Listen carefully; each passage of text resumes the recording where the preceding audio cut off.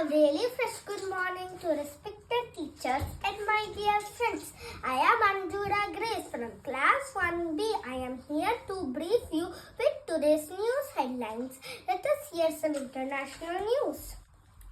Israel rolls out second phase of war on Hamas. Hamas main headquartered under a hospital. Now some national news. Bomb blast at a religious convention in Cochin and several injured.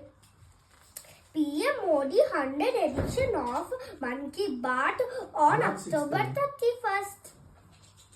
Mera Yuh Bharat shall be launched. Odisha bus driver deaths of heart attack saves 48 people with hero move. VK Panda chairman of FI and Navin Odisha reviews Sri Mandir Parikrama project.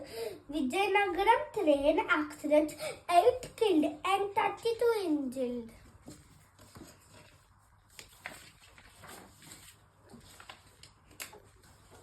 Now sports news. India entered semi-final beating England. Today's weather minimum 21 degrees, maximum 32 degrees in clear sky. Thank you. Have a nice day.